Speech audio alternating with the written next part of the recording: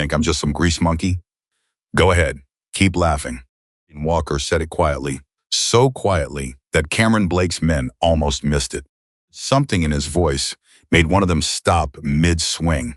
The chrome had already been crushed, the leather already slashed. Ethan opened his hand, and what was sitting in his palm made a retired biker across the street go completely pale. New here, subscribe to our channel and follow this story all the way to the end. Your city in the comments. I want to see how far this story has traveled. Started like every other morning in Millhaven, Montana. There, rolling down from the mountains, the smell of pine and diesel mixing together the way it always did in October. It's working the telephone lines. A dog barking somewhere 2 blocks over. Ethan Walker, already up at 5:30, already at the shop, already crouched beside a 1974 Harley Davidson Sportster that someone had ridden half to death and then abandoned on the side of Highway 12 like a piece of trash. He found it 3 weeks ago. Couldn't leave it there.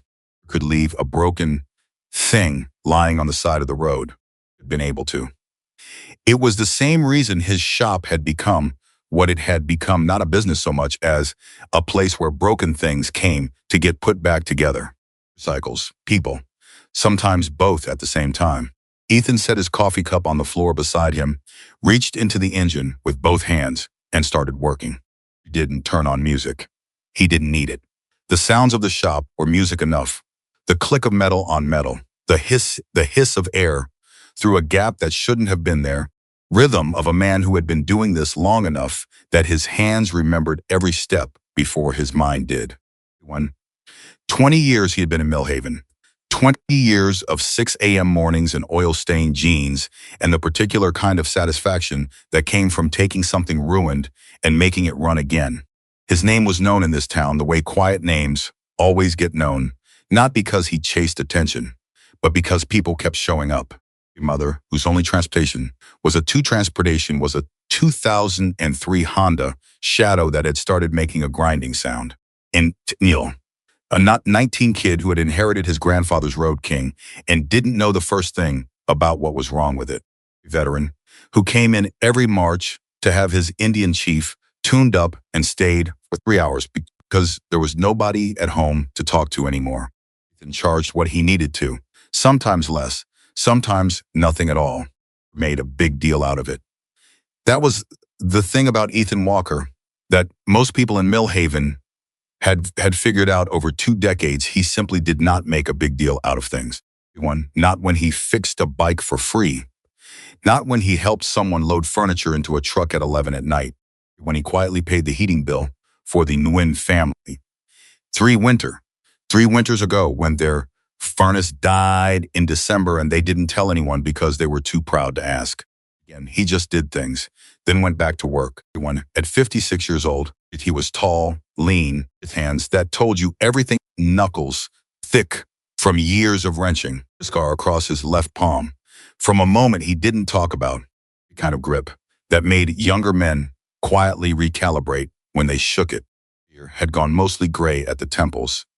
His blue eyes had a steadiness to them that some people found calming and others found slightly unnerving, though they could never explain exactly why. He wore the same kind of thing every day. Work pants, a plain long-sleeve shirt, steel-toed boots, no rings. Watch. A leather jacket he kept on a hook by the door that he put on when the temperature dropped below 30 and took off when it rose above 40. Quiet life, small town. That was the story of Ethan Walker, as far as Millhaven was concerned. It's not the whole story, but that part would come later. The shop was called Walker's No Last Name. Description, then. Just Walker's, in hand-painted letters above the garage door that had been faded by Montana sun for longer than anyone could remember. It sat on the corner of 3rd and Calder, in the old industrial district on the south end of town, by a tire shop, a welding supply company diner that had been serving the same 4 breakfast specials since 1987, below of buildings that had once housed a lumber mill operation and now housed mostly dust and memory. It was in a pretty part of town. but it was a working part of town. Had always preferred working things to pretty things. His shop had two bays. One, a small waiting area with 4 chairs and a coffee maker that was never turned off. Back room, where he kept parts organized in a system that made sense only to him and worked perfectly because of it.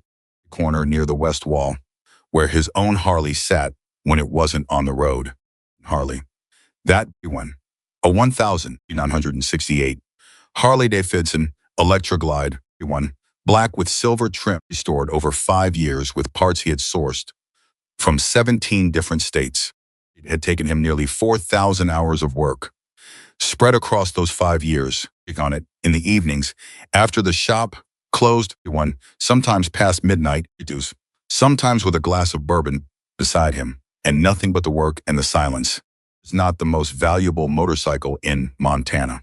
It was the most important one in Ethan's world, because of what it was worth, because of what it meant, because it had been his wife's idea, Carol, who had died 8 years ago from a cancer that moved faster than anyone expected. I'd seen him one evening staring at the bare frame he had pulled from a salvage yard and said, "Fix it." Beautiful. Make it so that when you ride it, you can't think about anything else. Done exactly that. The Harley sat in that corner of the shop like something between a memorial and a promise. He took it out 2 or 3 times a month, Elise. Always alone, Elise. Early morning, ways, heading north toward the mountains where the road emptied out, and it was just him and the machine and whatever Carol might be watching from wherever she was. Talked about it. He didn't need to. Jimmy Reyes knocked on the open bay door at 7:45 that Tuesday morning, holding a cardboard tray with 2 coffees. 23. A local kid who had started coming around the shop 4 years ago to ask questions and had never really left. 2 days a week as Ethan's only employee, learning slowly, way. Ethan looked up from the Sportster. "You're late." "Ethan, exactly on time," Jimmy said. "You're just always early." Called showing up, Jimmy. "That's called being old," Jimmy said, and set a coffee beside Ethan on the floor. Sportster. Cracked head gasket. Previous owner ran it hot and never pulled over. Ethan picked up the coffee, drank some, run it hot, and never pull over. "People think machines are like them," Jimmy said. "They think if you just push through it, everything will be fine." Ethan looked at him. "That's surprisingly philosophical for 7:45. Listening to podcasts." "Good Lord." Jimmy laughed. He started pulling his coveralls from the hook, and Ethan went back to the Sportster. In the morning continued the way. Mornings in the shop always continued steadily, quietly, punctuated by the specific sounds of mechanical problem solving and the occasional exchange of words that covered more ground than they appeared to. Around 9, a woman named Mrs. Patricia Olson came in to pick up her late husband's Indian Scout, which Ethan had been servicing for her every year since Harold Olson died in 2019. She didn't ride it. She just wanted it maintained, the way Harold had always kept it. "How much do I owe you?" she asked. Ethan said. She looked at him with the expression she always had. "It's more than that. 50, Mrs. Olson." She pressed $300 into his hand and left before he could give it back. There, holding it for a moment.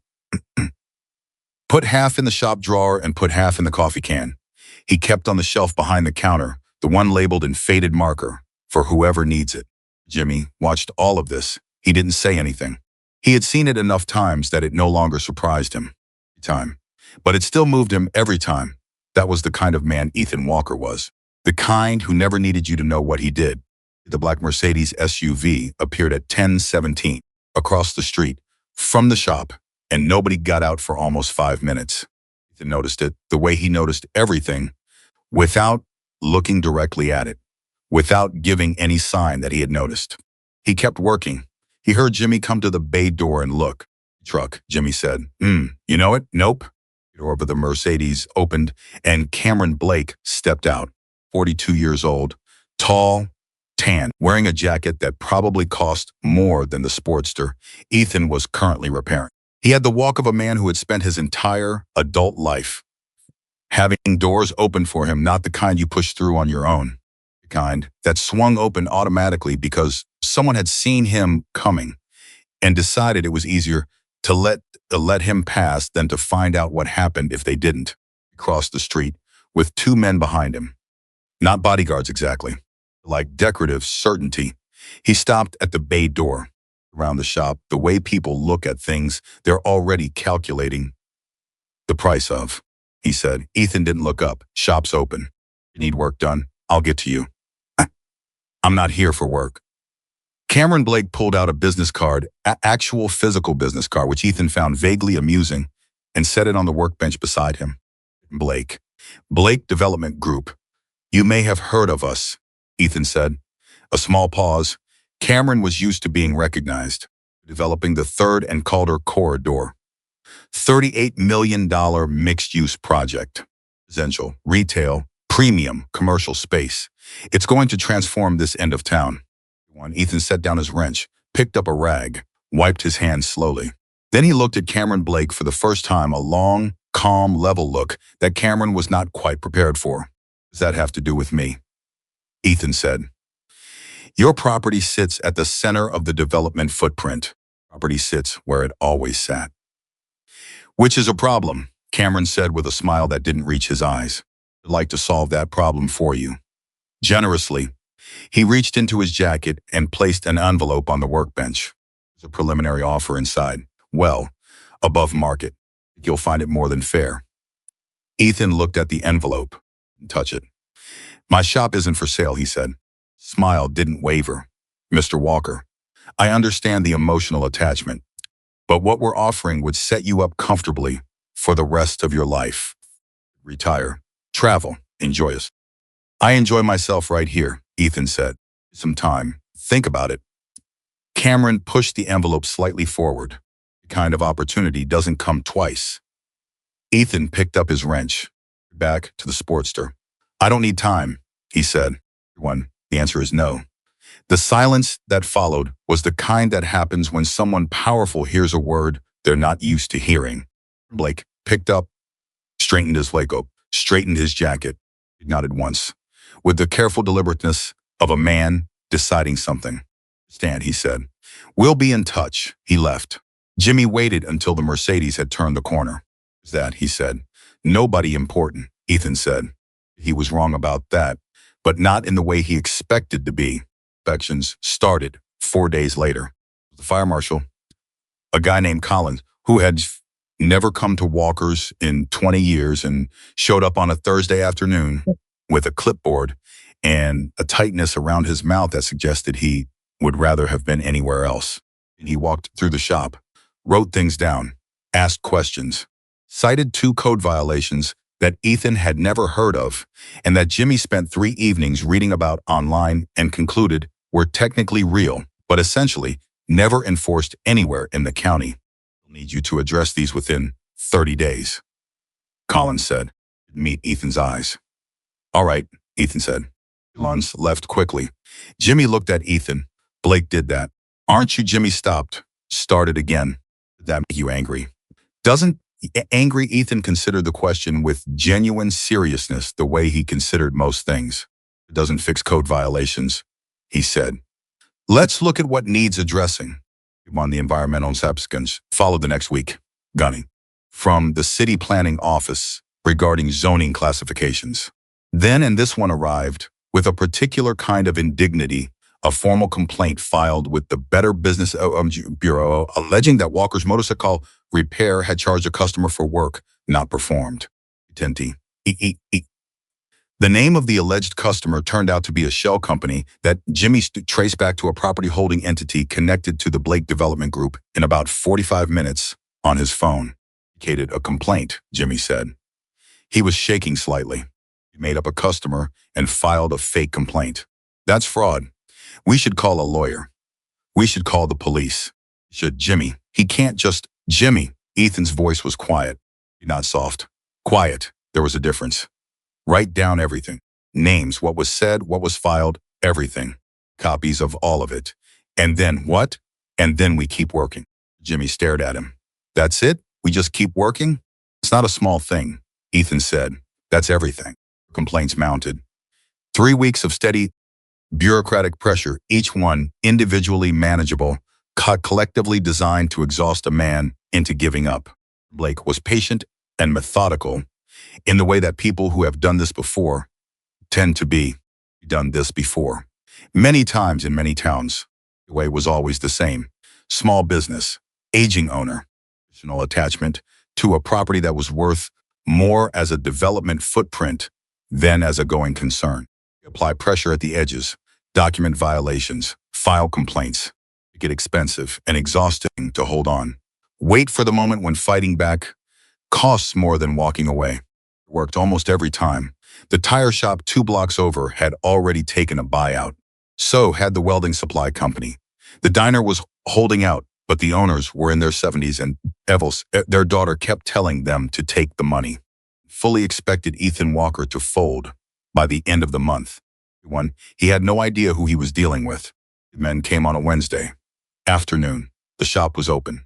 Jimmy was working on a brake job in the first bay, and Ethan was at the back bench, replacing clutch plates on a customer's Road King when he heard the truck pull up. Not a customer sound, something else. He had been noticing those kinds of differences for longer than most people understood. He kept working. 4 men came through the bay door. They were large, the kind of large that comes from lifting weights in a particular context, and one was medium-sized with a thin mouth and the eyes of a man performing something. Jimmy turned around from the brake job and went very still. Closed, Ethan said without turning around. It won't be long, said the one with the thin mouth. You need to leave. We just want to have a conversation. Ethan set down the clutch plate, turned around. At the 4 men with that same level, calm, measuring look. The one that had unsettled Cameron Blake. Cameron hadn't understood. Why? You're not here for a conversation, Ethan said. What do you actually want? The mouthed one smiled. Mr. Blake wanted us to give you a message. He looked around the shop. Nice place. Be a shame if the city found more violations. Mr. Blake, he can deliver his own messages. He figures you need a clearer demonstration of the situation. Stand the situation fine. The man tilted his head. He looked past Ethan toward the west wall, toward the Harley. Something shifted in Ethan's expression, barely visible. That a 68 Electroglide? The man said. Ethan said, it was one word, flat, not a request. The man smiled wider. That's a beautiful machine. Speak out right now, Ethan said. All 4 of you. The man nodded once to the others. And then it happened. Deliberate, sadistic in the casual way of people who hurt things and call it business. Went still. One of the large men picked up a torque wrench from the nearest, swung it into the Harley's chrome headlight housing. Exploded. Jimmy shouted something. Ethan didn't move. The second man produced a box cutter and drew it across the leather seat, one long, then slow stroke, you see. Back and forth, until the leather hung in strips. The man grabbed the front fairing with both hands and wrenched it sideways until something cracked. Stood still. His hands were at his sides. The left one was holding an old metal lighter that had been on the bench beside him. He had picked it up without thinking. The way you pick up a familiar thing when your hands need something to do. The thin-mouthed man looked at the ruined Harley with satisfaction. Then he looked at Ethan. Mr. Blake says, the offer expires at the end of the week, he said. Real hard about what you want your future to look like. Ethan said nothing. The men walked out. Jimmy stood in the middle of the shop, rigid with a fury he didn't know what to do with. Ethan, say something. We need to call someone. Ethan said. His voice was completely even. Report the vandalism. Take photographs first. Everything. He touched the bike yet. That's it? That's first, Ethan said. He looked at the lighter in his hand. Turned it over once. And he walked to the bay door and stood there in the cold Montana air, looking at nothing. Street. At the corner. Down the street at the cornman was sitting on a bench outside the diner. He'd been there most of the morning, a big weathered man in his late 60s, with a long gray beard and the kind of stillness that comes from a life spent outdoors. He had a coffee cup in his hand and he was looking at the shop. He was looking at Ethan. More precisely, he was looking at Ethan's left hand. Lighter. At the symbol on its side, a winged skull, worn nearly smooth with years of handling, but still visible to someone who knew what to look for. The old man went very still. He set his coffee cup down on the bench beside him. His lips moved. He was saying something too far away to hear. Anyone who could read lips would have seen two words. Still alive. He reached into his vest pocket and pulled out a phone. His hands were shaking slightly as he dialed. Across the street, Ethan stood in the bay door of his wrecked shop, looking at the mountains. He didn't know Frank Dawson was watching him. He didn't know what the next 72 hours were going to bring. It went still. He didn't know that a single phone call was already in motion. What he knew was the weight of the lighter in his hand, and the sound of ruined metal, the long cold quiet of a man who has lived peacefully for 20 years and just been reminded, without wanting to be reminded, exactly who he used to be. He closed his fingers around the lighter, went back inside, picked up his camera, started photographing the damage. Calm. He was methodical. He was already thinking 3 moves ahead in a game. Cameron Blake didn't know he was playing, because Ethan Walker had learned a long time ago that the most dangerous man in any room is not the one who reacts. It's the one who waits. Frank Dawson's hands had not shaken in 20 years. When his wife left, not when his riding partner died on a highway in New Mexico, not when he buried 2 brothers in the same calendar year and stood at both graves without crying, because he had learned a long time ago that grief was something you carried, not something you performed. We're shaking now. He pressed the phone to his ear and listened to it ring twice.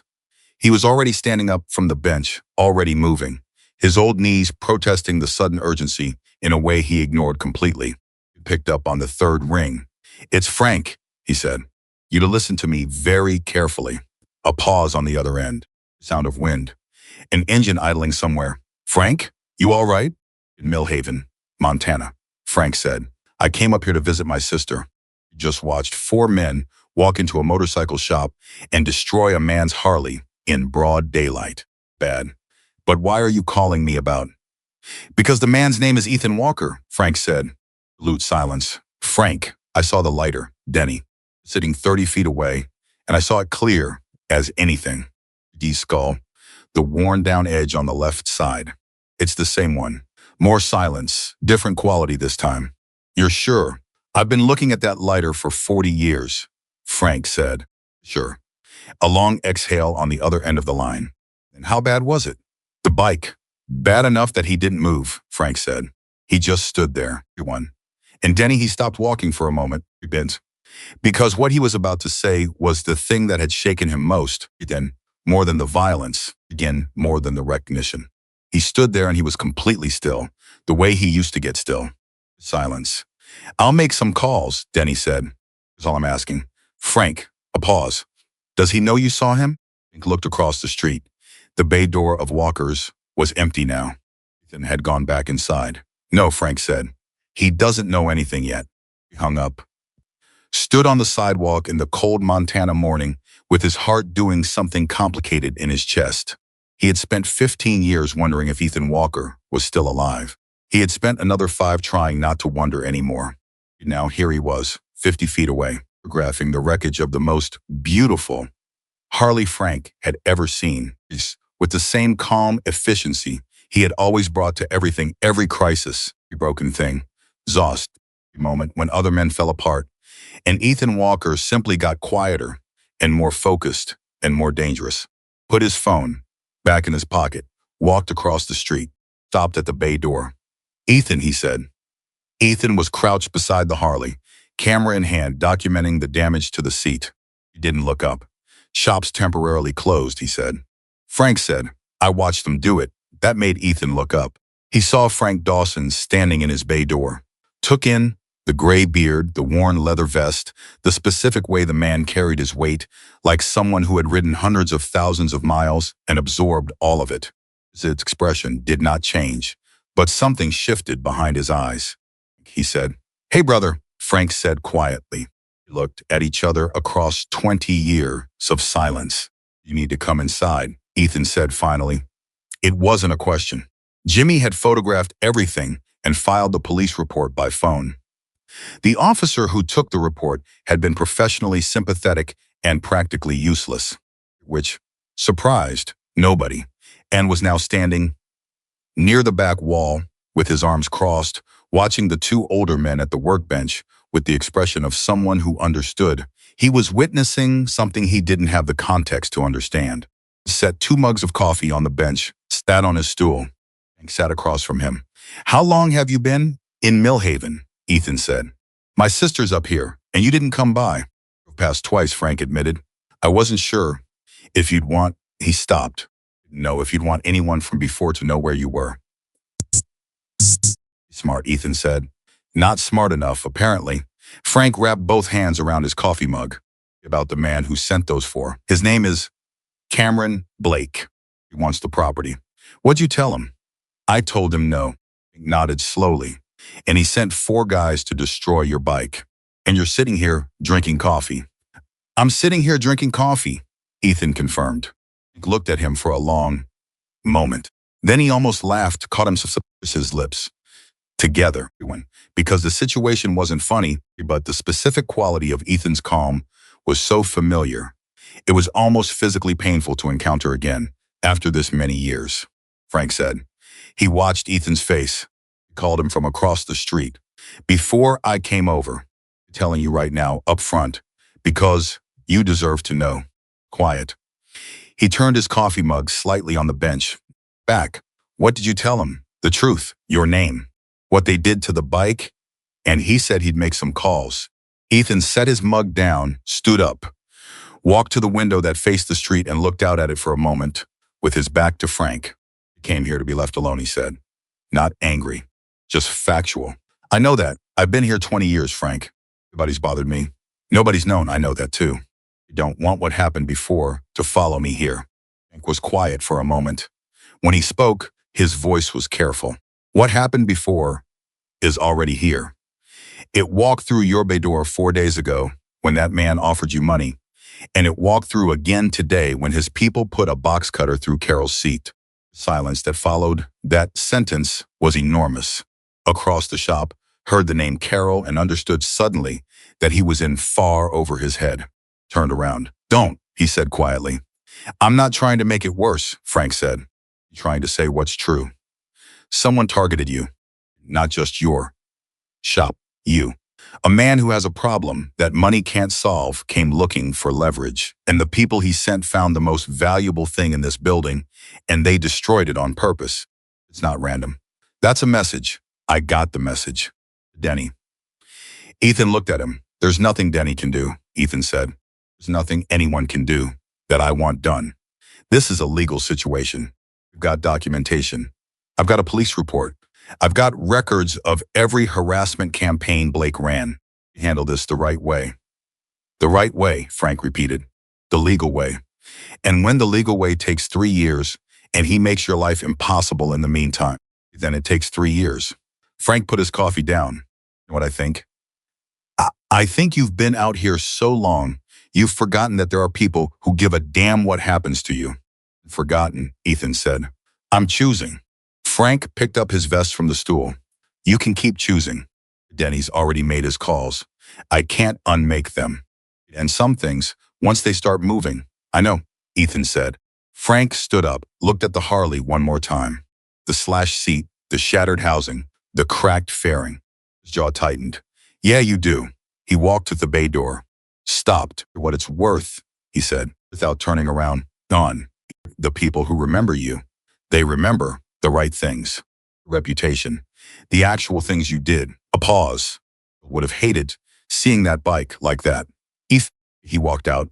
Before Ethan could respond, waited a full 30 seconds after the sound of Frank's footsteps faded. "Who is Denny?" "Nobody you need to worry about," Ethan said. "Carol." Ethan picked up his camera, reviewed the photographs he'd taken. He said. Jimmy went quiet. He had worked for Ethan for 4 years, and he had never heard the man mention a wife. "Sorry," Jimmy said. 8 years ago, Ethan said. He set the camera down. "Don't be sorry. Just help me figure out what we need to get the fairing back into shape." It's like that. The conversation was over, which was how Ethan Walker had always handled the things that hurt him most. by redirecting toward the work, finding the next practical thing and doing it, by refusing to let pain have the last word in any room he was in. Again, recognized it. He had watched Ethan do this 100 times with customers who came in carrying more than a broken motorcycle. He had just never seen Ethan do it with his own grief before. Blake received the report from his men that same afternoon.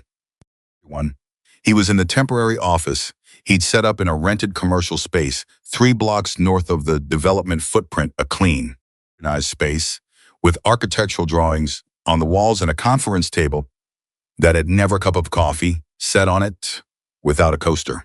The man with the thin mouth, whose name was Reed, sat across from him and delivered the report efficiently. He didn't react, Reed said, stood there the whole time, didn't say a word. Cameron turned a pen over in his fingers. He told us to leave. Before. But when it happened, Reed paused, choosing his words. Nothing. Like he was waiting for us to finish. That's interesting, Cameron said. He called the police. Filed a vandalism report. Of course he did. Cameron wasn't concerned about the police report. He had a lawyer on retainer who had made police reports evaporate before. Any indication he's reconsidering the offer? Hard to say.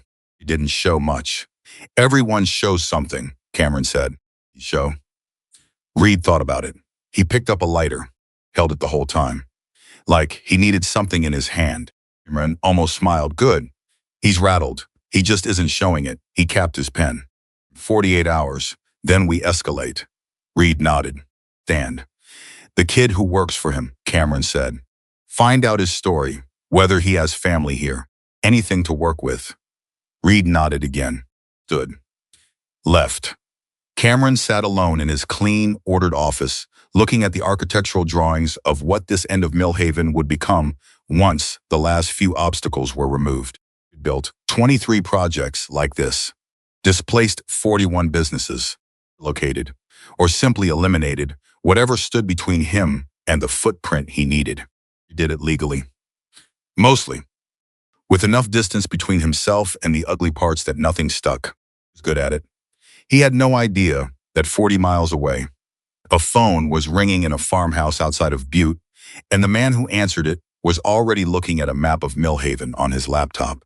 He had no idea that, in Spokane, 2 men who had ridden together for 30 years were sitting in a garage having a conversation that ended with one of them reaching for his keys. He had no idea that in Denver, a woman who ran a chapter auxiliary was making a list. No idea about any of it. Because Cameron Blake understood money and leverage and the bureaucratic pressure points of small-town institutions. What it meant when someone said a name and a room full of people stopped talking. He was about to learn. The call came to Ethan's shop phone at 7 the next morning. Already there, already working. He had come in at 5 again, earlier than usual, because sleep had not been available, and the shop was the only place that made sense when sleep wasn't available. He had spent part of the night sitting beside the Harley, not doing anything. Just sitting, looking at what they had done to it. He picked it up. Walker's Ethan. A voice he recognized immediately from a distance of 20 years. Deep, unhurried, with a Southwest flatness that came from growing up in New Mexico and never fully losing it. Ethan said, "Don't hang up. I wasn't going to hang up." A pause. "Frank told me what happened, I know." "Is the bike." "Repairable," Ethan said. "I've fixed worse." "It's not really what I asked." Ethan pressed his fingers against the bridge of his nose. He closed his eyes briefly. "Open them." "It's bad, Denny." He went after the seat. They knew what the seat meant, or they got lucky. He went a long exhale. They knew. A man like that doesn't get lucky. When he sends people who study the target first. I arrived at the same conclusion. Ethan, I need to ask you something, and I need you to answer honestly. When have I ever answered any other way? Fair point. Another pause. Is this going to get worse before it gets better? Ethan said immediately. He's methodical. He's patient. He's done this before in other towns, and it's worked. He's going to keep pushing until I break or I leave. And you're not going to do either. No. Then you need to let people stand with you. Ethan was quiet. I walked away from all of it, he said finally. He walked away on purpose. I made a choice, I know. Bill and I talked about it for 6 months before we did it. It was the right thing. I know that too. Back into that world, even sideways, even just by having people show up, that undoes something. It makes me into something I decided not to be anymore. Denny's voice was quiet, not persuading, just present. He's asking you to go back to anything. Nobody's asking you to be who you were before. Spent decades standing for other people. And there are a lot of people who haven't forgotten that. Some of them want to stand for you right now. A pause. That's not a return to anything. That's just what it means to have people. Silence stretched. Outside the shop, a truck went by on Calder Street. The normal sounds of a working morning in a working town. Ethan said finally. Don't know yet, Denny said. The calls are still going out. Denny, yeah, tell them no trouble. No violence. I mean it. I know you mean it. Anyone who comes here looking to make it worse, I send them home. Stood. And tell them. Ethan stopped, pressed his lips together. Tell them I appreciate it. Tell them I know what it costs to travel. It means something. I will, Denny said. You should know some of them didn't need to be asked. When Frank made his call last night, some of them were already packing. Ethan sat with that for a moment. All right, he said. He hung up, sat on his stool in the empty shop for a moment. Then he got up himself, a coffee. Everyone went back to the Sportster he'd been working on. Resumed the brake job. He'd started the day before the men came, because that was who Ethan Walker was. Because work was the answer, was always the answer, and because the best response to people who wanted to see him fall apart was to simply continue being the thing they couldn't break. Blake's second wave arrived on Friday morning. His men this time. Smarter than that, a lawyer, young, sharp, from a firm in Billings that specialized in the precise intersection of real estate law and municipal code, arrived with a thick folder of documents and set them on Ethan's workbench with the careful efficiency of someone who had done this many times. Mr. Walker, he said. His name was Garrett, and he had the manner of a man who was professionally obligated to be polite and personally uninterested in anything about you. Present Blake Development Group.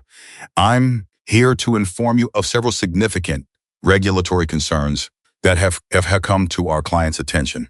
Ethan wiped his hands on a rag, leaned against the bench. He said. Garrett opened the folder.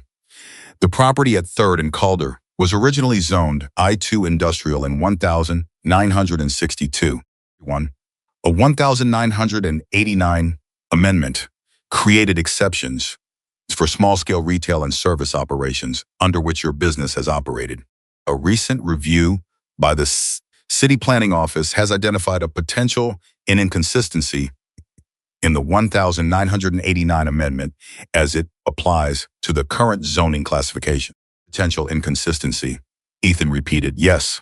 The Planning Office determines that the amendment was improperly applied to this parcel. The current use of the property would technically be non-conforming under existing code, which would mean they could shut me down, Ethan said. Didn't blink. It would mean the business operation would need to be reconsidered under current code. And how long would that review process take? Between 3 and 18 months, depending on whether the determination is contested.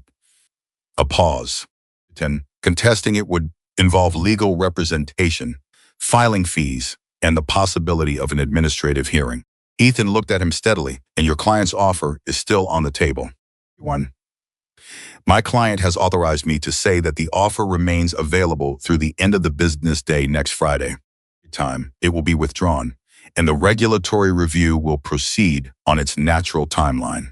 Meaning, if I don't take the money by next Friday, he makes sure the planning office moves forward. It said nothing, which was its own answer. Ethan nodded slowly. You went to law school, he said. How many years? It looked slightly confused by the question. 3 years, plus 1.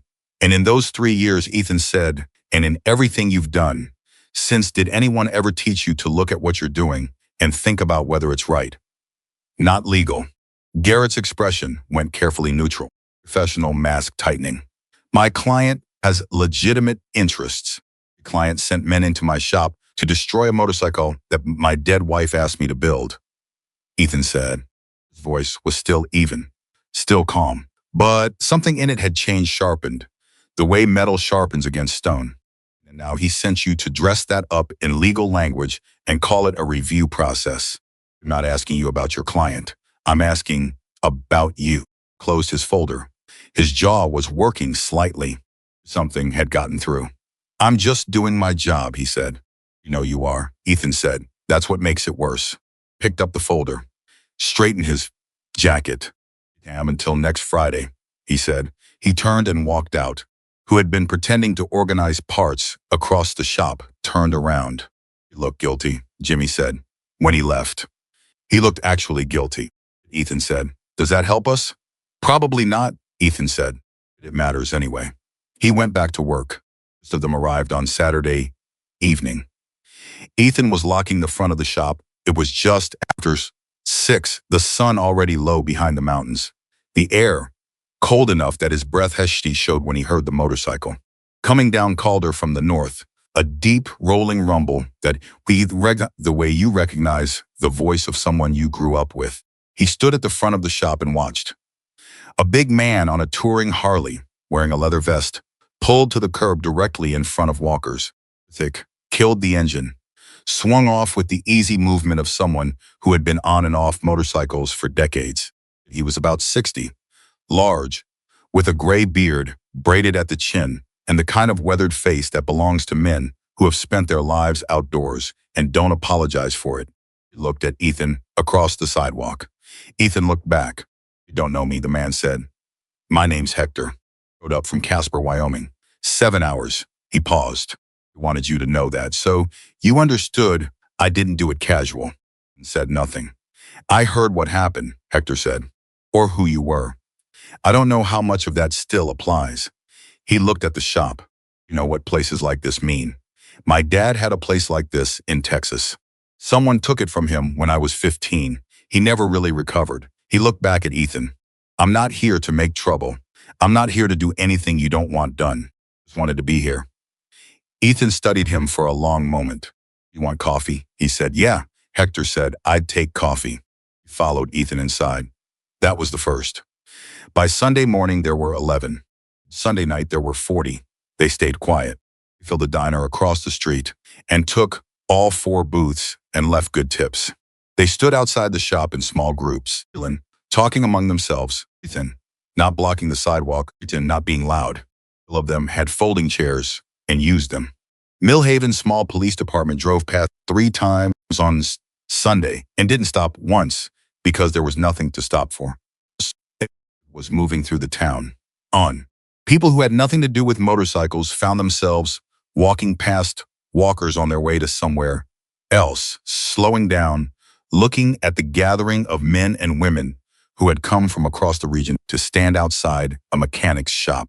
Mrs. Patricia Olson, who had picked up her husband's Indian Scout just a week ago, came by on Sunday afternoon and stood on the sidewalk and looked at everything. And came out when he saw her. What's happening? She asked. Ethan said, just people. Are you in trouble? Ethan said. She looked at him for a long moment. Then she reached out and patted his arm on once firmly, the way a certain kind of older woman communicates everything in a single gesture. Always said, you were a good man, she said. She said it the very first time he came in here.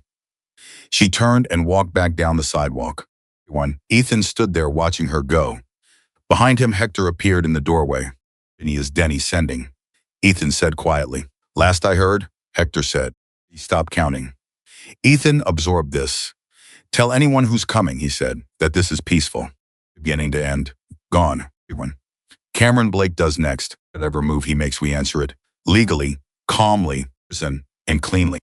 One who can't commit to, that stays home. Already said, Hector told him.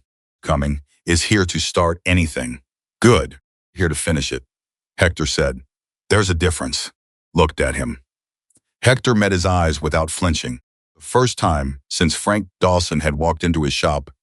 3 days ago, Ethan Walker allowed himself to understand the full weight of what was happening. This was not a crowd. This was not a show of force. This was 2 decades of people he had helped, or people who had heard the stories of people he had helped, people who simply believed in the idea that a good man shouldn't have to stand alone. All of them moving towards a small town in Montana because someone had made the irreversible mistake of thinking that quiet meant weak. Went back inside. He sat beside the ruined Harley, laid his hand on the slash seat, and thought about Carol, about what she would have said. He already knew. She would have said, "Let them come, Ethan. You spent your whole life doing for other people. Let somebody do for you." He sat there for a while in the quiet shop. Then he stood up, tools, and began the first careful steps of repairing the damage to the fairing. The bike wasn't going to fix itself, and he had a feeling he was going to need it ready. Monday morning, Cameron Blake knew something had changed. He didn't know what yet. But he felt it the way certain men feel shifts in power, not through information, but through a particular quality of silence from the people around him. The assistant had come in that morning and hadn't made eye contact. Reed, who reported to him every day at 8 sharp, called instead of coming in and kept the call short. The architect, who was supposed to walk him through the revised site plans, called to reschedule without offering a reason. Was not a man who ignored signals. He called Reed directly. "What's happening on 3rd and Calder?" A pause that lasted 1 second too long. Some people gathering outside the Walker property. Kind of people. Motorcyclists. Cameron sat very still. "This morning? Maybe 60. 60. He said it the way you repeat a number when you're recalculating something.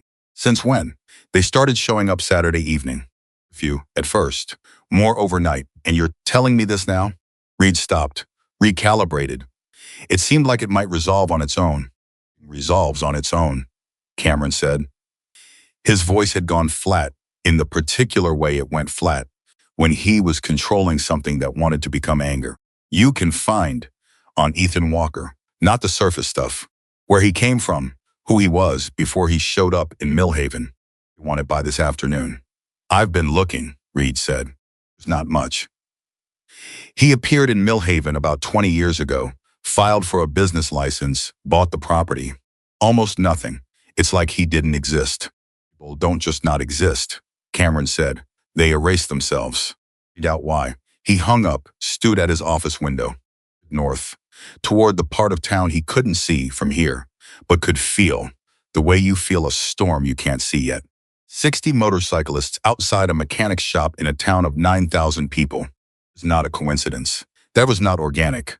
Someone had organized this and had made calls, and people had responded, not tomorrow, not next week, but immediately, within days, which meant the network was intact, active, and motivated, which meant Ethan Walker was not who Cameron thought he was. Sat down, opened his laptop, started searching. Ethan spent Monday morning doing what he always did, which was work. Repair was coming along. He had sourced a replacement chrome housing for the headlight from a parts dealer in Idaho who had gotten back to him inside of 2 hours. Word had apparently spread even among parts suppliers, because the dealer had said, unprompted, "Tell Walker anything he needs. I'll get it here." Ethan had said thank you and left it at that. The shop was operating normally. Customers still came. Jimmy handled the front while Ethan worked, and they fell into a rhythm that accommodated the unusual situation outside without being consumed by it.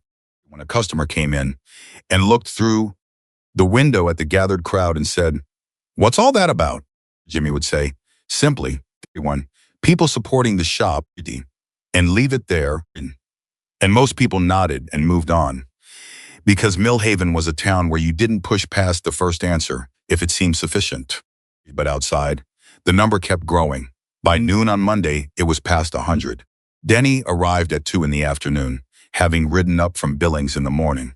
He was 63 years old, through the shoulders, close-cropped gray hair, and a deliberateness to every movement that suggested a man who had learned when, sometime in his 40s, most problems got worse when you hurried them. Taken. He came in through the bay door without announcing himself, poured himself coffee from the machine that was never turned off, and sat on the stool across from Ethan's workbench. Ethan looked back down at what he was working on. Didn't have to come, Ethan said. I know, Denny said. This could have been handled by phone. Some things shouldn't be handled by phone. He left it at that for a while. Denny drank his coffee. Ethan worked. Jimmy found reasons to be in the back room. 112 as of this morning, Denny said. Eventually. From Wyoming, Idaho, and Washington, Ethan, Colorado, from further. I know, Ethan said. I can hear them. He's causing trouble. I know that too. Local cops came by this morning, Denny said. Not just a patrol officer. He talked to Hector for about 10 minutes. Polite conversation. He said as long as everything stays peaceful, there's no issue. A pause. I think he was actually relieved. I think he understands what Blake has been doing to businesses in this district, and he's not sorry to see some pushback. Good man, Ethan said. Captain Reeves. He's been here 15 years. You know him? I fixed his wife's Honda Rebel 4 years ago. Take payment. Ethan set down his tool, picked up a different one. He stopped by the next week with $200 in an envelope and said it was for the coffee can. Denny smiled at that, a real smile, rare enough on his face that it changed it completely. Of course he did, Denny said. Then the smile faded, because the next thing needed to be said, and they both knew it. Blake's going to find out who you were, Denny said, if he hasn't already. 150 motorcycles outside your shop isn't a random thing, and he's going to want to understand it. You understand it, Ethan? If he knows your history, and he decides to use it, there's nothing to use, Ethan said. I've never been arrested, charged with anything. I walked away clean because I was clean. People think happened. What actually happened was that I helped people and I kept the peace, and then I left. So there's nothing. There's a story, Denny said, the way people tell it, which isn't always the same as what happened. Stopped working. Put both hands flat on the bench. Blake wants to tell the town that I used to be someone different, he said slowly. Let him tell it. Single person who's standing outside my shop right now is standing outside because of who I actually was. Not the story, the actual thing. He looked at Denny. What's he going to say? That bikers are loyal to a man who spent 20 years fixing their bikes for free and never asked anything back. Protect people who spent their lives protecting communities. That's the scandal? Let him run with that. And he looked at him for a long moment. You're not scared, he said. It wasn't quite a question. I'm scared of exactly one thing, Ethan said. It happened. They already destroyed the bike. He picked his tool back up. Everything else, he said, is just problems. Problems have solutions. Cameron's background report on Ethan Walker arrived at 3:15 in the afternoon. Reed delivered it in person this time, driving up from the temporary office with a printed folder because Cameron had said not to send it electronically, on the desk and stayed standing, which is what he did when he was uncertain how Cameron was going to react to something. And opened the folder. Read for 4 minutes without speaking. That assembled itself from the documents was incomplete, deliberately, professionally incomplete. The kind of record that resulted when someone had carefully managed their own paper trail over the course of decades. The outlines were there. A man who had been deeply, centrally involved in a major motorcycle organization for nearly 15 years. His muscle, not as enforcement, but as the word that appeared in 2 separate references, both of them vague and clearly secondhand as a fixer, resolver. Someone who showed up when situations were deteriorating and left when they were stable. Man with serious connections, deep ones, old ones, kind, that didn't expire just because the man had moved to Montana and started fixing motorcycles for struggling riders. And closed the folder. How many are out there now? He said. Last count was 138, Reed said. It's been growing steadily since Saturday, and local press, reporter from the Millhaven Courier, was out there this morning. It's a freelancer who stringed for the Billings paper, who's apparently driving up. Not yet. Cameron stood up, walked to the window. Thought, this was the calculation. He had a legitimate development project, legitimate regulatory concerns, and a legal offer to purchase. All of that was real, All of that was defensible. None of it changed. 150 bikers surrounding a small-town mechanic's shop. The optics were becoming a problem. Because once cameras started, once the story got a frame, it would be the pharmaceutical developer versus old mechanic, which was essentially accurate, but accuracy wasn't the point. The point was that the frame once set would define everything that followed. That frame Cameron Blake lost. Not legally, not financially, but publicly, reputationally, in the space where investors made decisions and city councils grew cautious, and the smooth machinery of development started catching on things. He needed the crowd to go away. "Call Walker," he said. "Meeting, just the two of us. No lawyers, no Reed, no anyone. We want to talk to him directly." Reed looked surprised. "You want to meet with him yourself?" "I want to understand what I'm actually dealing with," Cameron said. "When I want him to know I'm taking this seriously once. If he refuses." "He won't," Cameron said. "He's not the type to refuse a direct conversation. He's too, search for the word, principled. He'll meet with me because he thinks it's the right thing to do." He said it without contempt. Just assessment, which was, in its own way, more chilling. The call came to the shop phone at 4 o'clock. Ethan listened, said very little.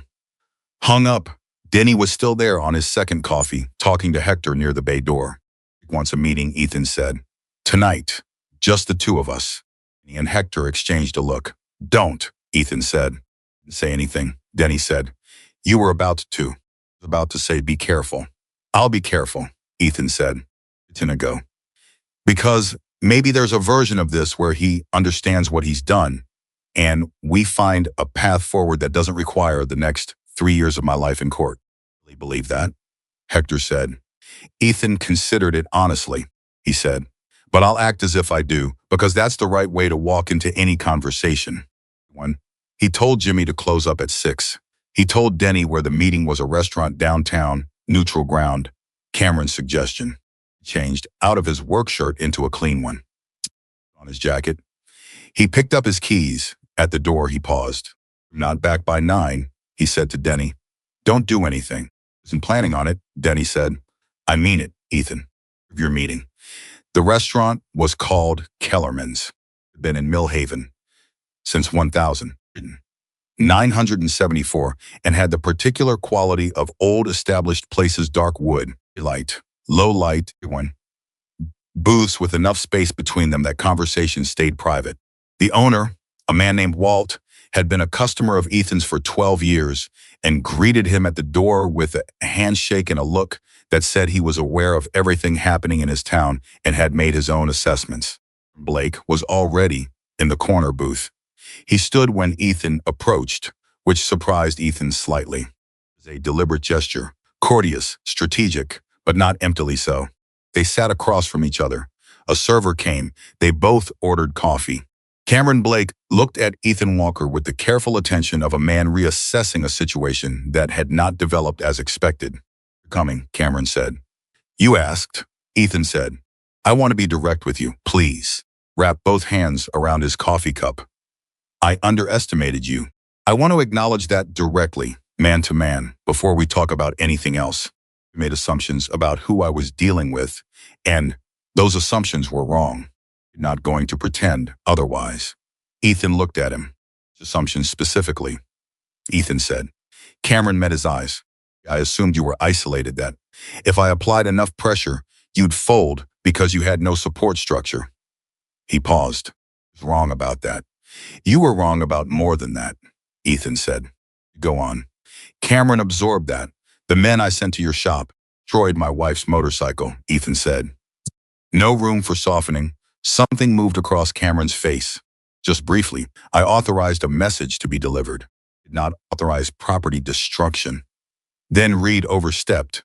"And you're responsible for what Reed does in your name." It was quiet for a moment. "Yes," he said, "I am." It's not the answer Ethan expected.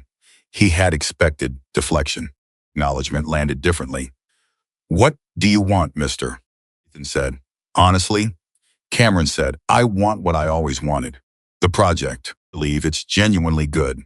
For this town, not just for me. It's the tax, base, employment. for the long-term economic health of this district. When he looked at Ethan steadily, I want to talk about how we get there without this. There's no getting there, Ethan said. I told you that the first day people changed their positions. I don't change this one. Why? Cameron said, the first time, got something genuine in it, not leverage gathering, and not tactical, but something approaching actual bewilderment. For you more than the property is worth, significantly more. You could start over somewhere, something new. Why is this particular shop, this particular corner, worth what you're putting yourself through? Ethan looked at him for a long moment. Because it's not mine, he said finally. Frowned. You own the deed. It's not mine to sell, Ethan said. The shop belongs to every person who came through the door with a broken machine and no money. The kid who learned something there. Every person who sat in one of those 4 chairs and drank bad coffee and had somewhere to be, that wasn't their problems for a little while. He leaned forward slightly. You want to know what that place is worth? I can't tell you, because worth is the wrong word. It's not a transaction. You can't put a number on what it means, and I can't accept one. The silence that followed was different from the previous silences in the conversation. One less strategic, more real. Cameron Blake sat back. You've done 23 projects, he said slowly, on displaced businesses. I've heard versions of this speech before. You're not making a speech, Ethan said. No, Cameron said quietly. He looked down at his coffee. The other 41, they all eventually took the money, Ethan said. This is 42. Cameron looked up. You need that corner, he said. And for just a moment, stripped of all the professional armor, he sounded almost human, almost tired. I have investors. I have timelines, commitments I've already made. If this project doesn't close, there are consequences I can't. It's not my problem, Ethan said, not unkindly. You made commitments based on property you didn't own. The decision you made. The consequences belong to you. He pressed his lips together. What would it take? He said. Your money. What would it actually take? Nothing, Ethan said, because I'm not negotiating. I'm not looking for a number or a condition or an arrangement. I'm staying. That's the answer. It was the answer the first day, and it'll be the answer after all of this is over. Mr. Blake, he said, I know you think what you do is good for towns like this. Sometimes it is. But what you did to my shop and what you tried to do to me, that's not business. Cruelty, dressed up in paperwork. And I'm not interested in any version of it. $20 on the table for the coffee. Looked at it. I'm going to pursue the regulatory review, Cameron said. I want you to know that. I don't want to, but I don't have another play. Ethan nodded. I know you are. My lawyers will be ready. And went still. He turned and walked out. Cameron Blake sat alone in the corner booth of Keller's restaurant and stared at the $20 bill on the table for a long time. He sighed. The night was cold and clear, taken. And Ethan Walker walked back toward his shop with his hands in his jacket pockets and the lighter in his left palm. Turning it over as he walked, the way he always did when he was thinking. Reading had not resolved anything. He had not expected it to. But something had shifted inside it, in the space between what Cameron said and what Cameron meant. And Ethan could feel the shape of what was coming more clearly now. The man was not a monster. He was something more mundane and more dangerous, a person who had done something wrong so many times that it had become simply how things were done. Be changed, not through conversation, through consequence. Reed had been watching the restaurant from a car parked across the street. When Ethan walked out at 7:42 and Cameron remained inside, he called Cameron's phone, picked up on the first ring. He didn't take it, Reed said. So we move forward with the regulatory review. A long pause. File it in the morning, Cameron said. He sounded tired. And read the Garrett situation. Zoning thing. Make sure it's airtight. I don't want anything that can be reversed. Stood. And no more direct action. Nothing that touches the property or the people. We do this entirely through channels from here. Reed was quiet for a moment. Out outside is going to be a problem if the press picks it up. It'd be a problem, Cameron said. 100 bikers peacefully sitting outside a shop is a story for one day. zoning battle that takes 18 months. That's a story nobody follows. Reed sat, car, car in the dark, and thought about what Cameron had said, and thought about Ethan Walker walking out of that restaurant, about the photograph that had just come across his phone, forwarded from a contact at the Billings paper, a freelancer who had been in Millhaven since morning. The photograph of the crowd outside Walker's. 100, not 130. The count in the caption said 207. The photograph showed people standing along both sides of Calder Street, then stretching further than the frame could capture, and in the middle of all of it, by the light from the open bay door, the silhouette of a man working on a motorcycle. Sent it to Cameron without comment. Cameron's reply came back 40 seconds later. 2 words. Handle it. Reed looked at the photograph for another moment. He was 31 years old. He had been working for Cameron Blake for 4 years. He'd done things in those 4 years, that he didn't think about between 2 and 4 in the morning, when they had a way of appearing uninvited. He'd never once pushed back. He put the phone in his pocket, the car, and drove in the direction of Walker's, because that was what he had been told to do. Though some part of him, the part that was still the person he had been before 4 years of doing things. For Cameron Blake, understood that handle it was a phrase that was running out of meanings. He parked a block away and walked to the edge of the crowd. He stopped him. Nobody was stopping anyone. 200 people on Calder Street, and they were talking among themselves, and some of them had food from the diner. And one group near the south end had started a low conversation around something that might have been a song, or might have just been voices finding a common register. He moved through the edge of it, watching. He had come to assess, to find a pressure point, a provocation, anything that might be characterized as disruptive enough to justify a formal complaint to the police to work with legally. What he found instead was something he had no tactical response to. When an old man with a gray beard was helping a young woman fix a flat tire on her bicycle. She was maybe 16, clearly local, and she looked entirely unbothered by the fact that she was surrounded by members of various motorcycle clubs, and was talking her through the repair, step by step, making her do each part herself, explaining why as he went. The other men were standing near the diner entrance, deep in conversation with the diner's owner, the one in her 70s who'd been holding out against Cameron's buyout, and she was laughing at something one of them had said, really laughing, with her hand on her chest.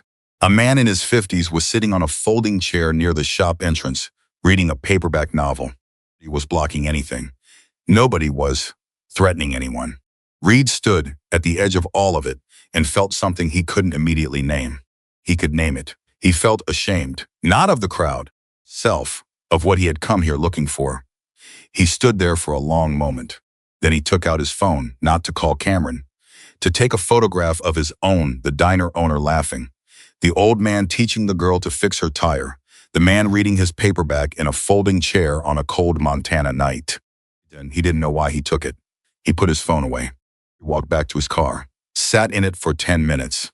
Then he took out his phone again, found Cameron's number, put the phone down, started driving. Not back to the office, not back to the hotel. He just drove. Inside the shop, Ethan had returned from Kellerman's and gone straight back to the Harley. He was there. Frank was there. He had come back quietly that afternoon, settled into one of the waiting chairs without announcement, the way old friends settle into spaces they've earned the right to occupy. Jimmy was there too, sitting on the floor near the back wall, with his knees up, watching Ethan work. Spoke for a while. The sounds of repair filled the space, careful, methodical, the click and fit of parts being returned to where they belonged. Denny said finally, tired, Ethan said. Then I thought, more honest than I expected. He worked a moment longer. He's filing the regulatory review in the morning. He won't stop. He can't stop. He's committed too much to this project to walk away now. It goes legal, and it goes long, and we fight it the right way. Lawyer? Frank said. I'll have one by morning, Ethan said. There's a woman in Missoula, Carolyn Marsh, who does exactly this kind of municipal code work. Reading about her for 2 weeks. 2 weeks? Jimmy said. You've been preparing for 2 weeks? Since the first inspection, Ethan said. I told you write everything down. Jimmy looked at him with the expression of someone who kept discovering that the person they thought they knew was layered in ways they hadn't finished finding. The legal fight starts tomorrow, Frank said. Yes. The crowd outside. Ethan set down his tool, looked at his hands. Lighter, sitting on the corner of the bench. Crowd outside stays as long as they want to stay, he said. I'm not sending anyone home. Not because I need them here, because they chose to come. And choosing to stand somewhere is a meaningful thing. You don't tell people their choice didn't matter. Picked the lighter up, turned it over once, set it back down. Is going to learn, he said quietly, that there is a kind of power money cannot compete with. Not because it's stronger, because it operates on a completely different register. He spent his whole career moving people out of the way by making staying more expensive than leaving. He looked at Denny. He has never once dealt with people for whom the point isn't the cost. The point is the thing itself. Denny looked at him steadily. You've been thinking about this for a while. I've been thinking about it since the first time I walked into my shop, Ethan said. I knew then that the conversation wasn't going to be about money from my side. He just didn't understand that yet. He understands it now, Frank said. He understands that I mean it, Ethan said. Whether he understands why I don't know, he can't. Maybe that's the gap you can't cross once you've spent a certain amount of years seeing every transaction. He picked up his tool again, but it doesn't matter whether he understands it. All that matters is that he's about to run into it. He went back to work. The Harley was coming back slowly, piece by chrome piece, hour by hour, patient and careful and deliberate the way Ethan Walker had always done everything that mattered. Side, 200 people stood in the Montana night, and somewhere across town, he'd sat in his parked car with a photograph on his phone of an old man teaching a young girl how to fix a flat tire, and he did not call his employer and did not go back to the office, and sat with something he couldn't quite put down yet. The town was shifting, not loudly, not dramatically. The way things shift when the truth starts making itself available to anyone willing to look at it. Alone in his clean office with his architectural drawings and his $38 million plan, about discover that there are some towns where you can buy everything except for the one thing that actually holds the place together. Regulatory filing hit Ethan's fax machine at 8:53 Tuesday morning. He had been expecting it. Holding it in his hands, 14 pages of municipal code citations. Zoning classification challenges, procedural objections, assembled with the specific thoroughness of people being paid by the hour to be thorough. He felt the weight of it differently than he had expected to. Fear. Something more like the feeling before a long ride in bad weather. You know what's coming. You know you can handle it. But knowing doesn't make it light. Jimmy was watching him from across the shop. Jimmy said, bad enough to take seriously, Ethan said. Bad enough to change anything. He set the papers on the bench. Carolyn Marsh's office in Missoula. Numbers on the notepad by the phone. We received the filing this morning, and I need to speak with her today. Jimmy moved immediately. Ethan picked up his coffee, looked at the papers one more time. Then he put them in the folder he had been building for 3 weeks. For 3 weeks, the documentation, the photographs, records of every inspection, the complaint, Zound's piece of pressure Cameron Blake had applied, and he put the folder on the shelf. He could see it, and he went back to work on the Harley because the bike needed to be ready. He didn't know exactly why he felt that so strongly. A long time ago, to trust the feeling that told him when something needed to be ready. Carolyn Marsh called back at 9:40. She was 47 and practicing municipal land use law for 22 years, and had the voice of someone who had read more zoning codes than any human being should reasonably have to, and had come out the other side with a specific clarity about exactly which fights were winnable and which were theater. Watching the situation in Millhaven, she said, before Ethan could fully introduce himself. I saw the billing story this morning. There's a billing story, Ethan said, of the regional section. Photograph of the crowd. Background on the development project, a quote from someone in the mayor's office that was very carefully worded to say nothing while implying everything. She paused. Generate significant attention, Mr. Walker. Try to. I know. That's actually what makes it useful. He heard pages turning. Send me the filing. I'll have my initial assessment to you by end of day. From what you've described, listen, the 1,989 amendment question is real. But narrow, Blake's team is hoping you don't have a lawyer who knows the specific precedent. There are 3 county-level decisions in Montana in the last 15 years that significantly limit how that argument can be applied. Meaning, if this goes to an administrative hearing, we're in a strong position. Strong. Another pause. What I need from you is everything. The inspection record, every complaint, every piece of paper that touched your business in the last month, Ethan said. 3 weeks of documentation. Silence. You started documenting 3 weeks ago? His first visit. Mr. Walker. Carolyn Marsh said. And there was something in her voice that might have been the professional equivalent of a smile. You're going to get along. Fine. I think the story hit social media by 10 in the morning. Showed Ethan his phone. At 11, he had learned to check these things, even though Ethan himself refused to own a smartphone on the grounds that it was a device specifically designed to fill quiet moments that were the only moments worth having. The photograph was striking. 300 people. On Calder Street, open bay of Walkers glowing behind them. And Ethan's silhouette visible inside the Harley. Zek.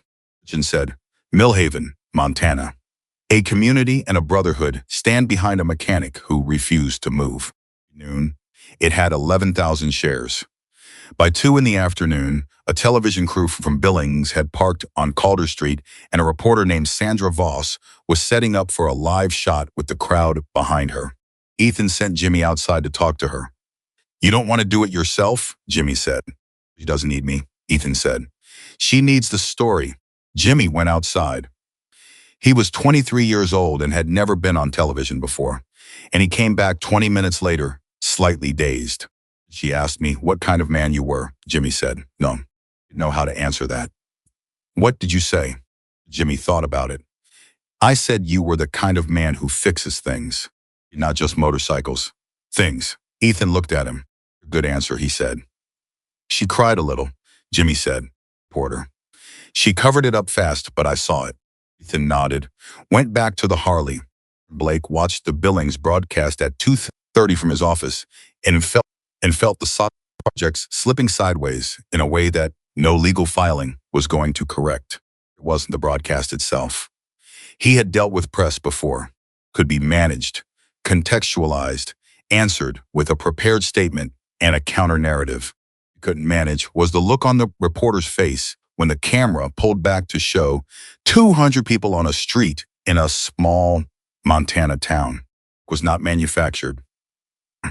That look was a person encountering something that had moved them without their permission. And when viewers saw that look, they trusted it the way they trusted almost nothing else, because it wasn't performed.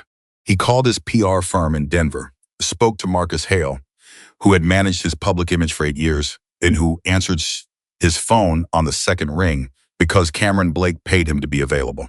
Seen it, Marcus said. Before Cameron said anything, you need a counter-narrative. I know you do, and I'm going to give you my honest assessment, which is what you pay me for. A pause. Cameron said nothing. Not a good one, Marcus continued. Dancy. The optics are a 100-year-old mechanic who builds motorcycles in memory of his dead wife against a developer. It's not a frame I can argue my way out of. Anything we put out right now reads as defensive, which confirms the frame rather than breaking it. It has to be something. There's one play, Marcus said, and you're not going to like it. Tell me. Draw the regulatory review. Reach out to Walker directly and publicly acknowledge that your team acted outside its authority when they damaged his property. Announce a compensatory payment, whatever the bike is worth, plus an amount that communicates the acknowledgement is genuine. Step back from the third and Calder development. Silence on Cameron's end lasted 15 seconds. The project is $38 million, Cameron said. I have binding commitments with 3 investor groups. You know that too, Marcus Cameron. Hale's voice was steady, cruel, but firm in the way of someone who has said the necessary thing before and knows how it lands. Doing this for 22 years. I know what a situation looks like before it turns into a crisis, and I know what it looks like after. Now you're at before. If another week passes, if the story builds, if more people show up in Millhaven, if one of those investor groups sees this and starts asking questions, you're at after. There's a different conversation than the one we're having right now. Pressed his hand flat on the desk. I don't walk away from projects, he said. Marcus said. That's why I said you wouldn't like it. He left the call open for a moment, waiting. Cameron hung up. In office. Sat in his office. Outside his window, the ordinary sounds of a small Montana town went about their ordinary business, entirely indifferent to his $38 million problem. Came in at 3. He had the look of a man who had not slept well, which Cameron noticed and said nothing about. To the property last night. Reed said, I know. Reported in. I didn't find anything to work with. He sat down without being invited to, which he had never done before, and registered it, but let it pass. The crowd is entirely peaceful. Everybody's blocking anything. Nobody's threatening anyone. There's nothing there that justifies escalation. I'm aware. He talked to a woman outside the diner last night, Reed said. He was looking at his hands. She's the owner. She's been holding out against our buyout offer for 2 months. Off the record why she hadn't taken it. He paused. She hadn't taken it because Ethan Walker hadn't taken it. She said if he was still standing, she could be still standing. Looked at him. She said that? She said that half the businesses in the district that are still holding out are holding out because of him.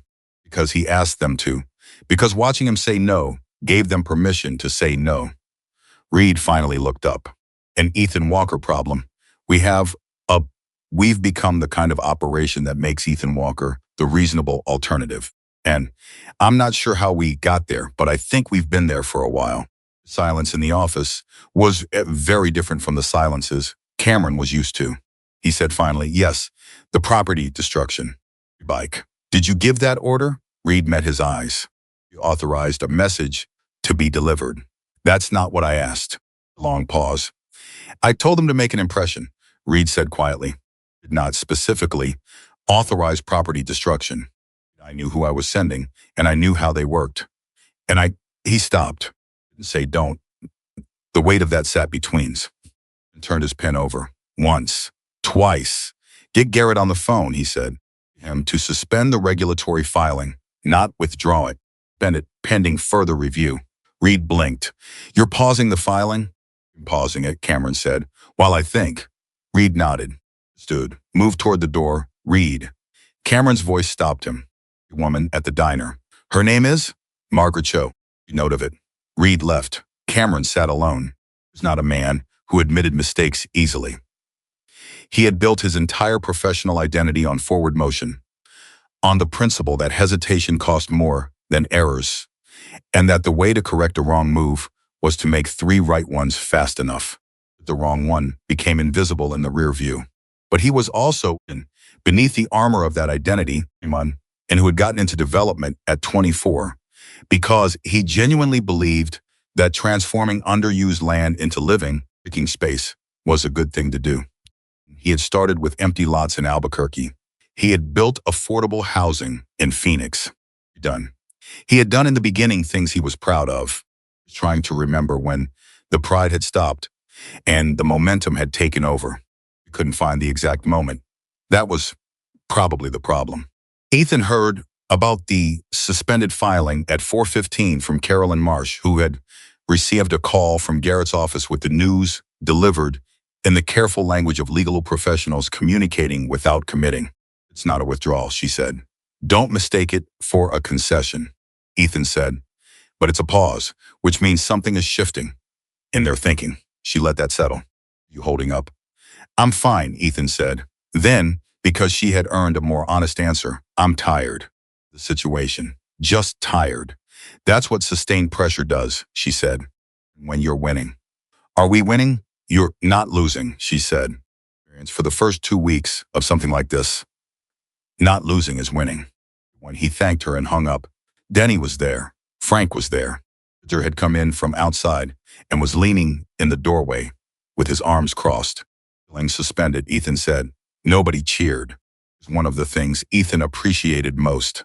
About the people in this room, they understood that suspended was not finished. And that finished was not the same as resolved. And that resolved was not the same as right. What does it mean? Hector asked.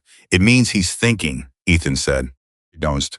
Which means what we're doing is working, which means we keep doing it. He nodded slowly. How many outside now? 240-something, Denny said. More coming in tonight from Washington State. Tell anyone coming in from out of state that they're welcome and appreciated, Ethan said. But that I want them to know the situation may go long. This isn't a weekend thing anymore. If it holds for weeks, maybe longer. Anyone who can't sustain that shouldn't feel obligated to stay. He's leaving, Hector said. Tell them anyway, Ethan said, because it matters that they chose it with full information. Nodded. Went back outside. The second story broke the next morning, not from the Billings television crew. From a reporter named Anna Kelsey, who wrote for a digital outlet out of Denver that covered Western states, land use and development, kind of reporting that didn't get wide general readership, but got read by exactly the people who made decisions, in exactly the rooms where Cameron Blake operated. The story was not about Ethan Walker or the crowd outside his shop. It was about Cameron Blake. Specifically about 3 previous development projects in 3 previous small towns: Cortez, Gelato, Lander, Wyoming, Philly, and Havre, Montana, where Blake Development Group had used regulatory pressure, false complaints, in one case, direct financial coercion to acquire properties from small business owners who had initially refused buyouts. She had documentation. She had a former employee who had worked for Blake for 2 years and left. And she had 2 of the displaced business owners on record. Quote from a city council member in Cortez who said, I didn't know what was happening until it was over. There was nothing to do. That's how they work. By the time you understand the pattern, you're already inside it. The story went up at 6 in the morning. By 8, it had been picked up by the Montana State News Service. By 9, one of Cameron's investor groups, a real estate fund out of Denver, had emailed his office asking for a call at his earliest convenience. Was on the phone with the Denver fund at 9:30. On the other end was named Peterson. He was civil and precise and entirely clear. We've seen the coverage, Peterson said. We've seen the Kelsey piece in particular. I want to give you the opportunity to characterize the situation from your perspective before we discuss next steps. Characterized it carefully, accurately where accuracy served him, creatively where it didn't. Listened, asked 2 questions, listened to the answers. He said, we've been in business with you for 6 years. Successful projects. We value that relationship. A pause. I want to be direct with you. The Kelsey piece puts patterns on record that create significant exposure for us as co-investors. Legal exposure. Necessarily reputational exposure. And in the current environment, I understand the concern, Cameron said. If this story continues to develop, Peterson said, and if additional coverage follows, the situation in Millhaven is ongoing. We're going to need to revisit our participation in the Third and Calder project. How much time do I have? Cameron said. Honestly, a week, 10 days. Peterson's voice was not unkind, but it was final. Sorry, Cameron. I genuinely am. But we need to be able to tell our own stakeholders that we acted responsibly when we saw signs of concern. Sat for a moment. Then he called Marcus Hale. He said, when Marcus picked up, if I withdraw from Third and Calder entirely, what does that look like? What does the announcement look like? What are the investor implications? What's the damage? Quiet for a moment, not surprised. Processing. Significant short-term financial exposure, Marcus said. You'll have to renegotiate with the other two investor groups. Maybe penalty clauses in the land purchase agreements, depending on what stage. You know, the financial picture, Cameron said. I'm asking about the narrative. Does it read publicly if I walk away? Depends entirely on how you walk away, Marcus said. You walk away quietly. Head down, it reads as defeat. Formation of the Kelsey narrative. A pause. But if you walk away, write with a public statement, with acknowledgement, with something concrete that addresses what happened to Walker's property, it reads differently. It reads like a man who made mistakes and corrected them, Marcus said, which in this current climate is actually people respond to that. It's not common enough that it's routine. A man who says I was wrong, and here's what I'm doing about it. That's not a small thing. Sat with that. Draft something, he said. A personal statement, first person, something I could actually say out loud. Cameron, sure, draft it, Cameron said. I'll decide when I see it. He hung up, looked at the architectural drawings on his wall for a long time. The project was beautiful. He still believed that. It was genuinely a good design for that space. He had meant what he said to Ethan. At Kellerman's, he did believe this was good for the town. Just somewhere along the way, lost track of the distinction between what was good for the town and what was good for himself. Reed came in at 11 with a look on his face that Ethan would have recognized instantly, though Cameron didn't. Cameron had not spent 20 years learning to read the particular expression of a person arriving at a decision they'd been resisting for longer than they should have. To tell you something, Reed said. Cameron looked at him. In contact with Carolyn Marsh's office, Reed said. His lawyer. I reached out to them this morning on my own before I came in here. You're in the room changed. You did what? Cameron said. To provide a statement. Reed said. For the record, about the order I gave to the men who damaged the motorcycle. He kept his eyes on Cameron. Aggressive, not defiant. Just steady in the way of someone who has made a decision and is not going back from it. He thought about it for 3 days. What I did, what I said, and what I didn't say. And I can't. He stopped. Again.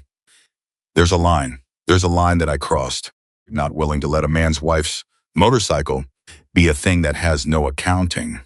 The silence was total. Cameron looked at him for a long time. You understand what this does? Cameron said quietly. He said, I do. To the project. To me. And you're doing it anyway. I'm doing it anyway, Reed said. Sorry, Cameron. I'm sorry for the position it puts you in. I'm not sorry for the decision. Cameron stood up, walked to the window, looked out at the ordinary street below. Quiet for a full minute. Call Garrett, he said finally, to withdraw the regulatory filing completely. Not suspend, withdraw. He turned from the window. And get me Ethan Walker's number. His direct line. He blinked. You want to call him yourself? I need to say something to him that I should have said differently from the start, Cameron said. And I need to say it without lawyers in the room. Wrote down the shop number from his records. Set it on the desk. To leave. Reed, Cameron said. He stopped. You could have told me privately, given me the chance to handle it before you called their lawyer. Reed said. Why didn't you? Reed thought about it. Because I wasn't sure you would handle it, he said. Because the bike, Cameron. They destroyed a man's memorial to his wife.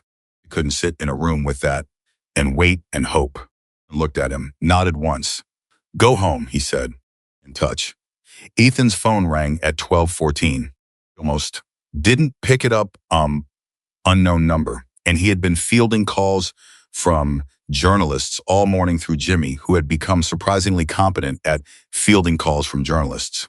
Something made him pick it up. Walker's, said. Mr. Walker.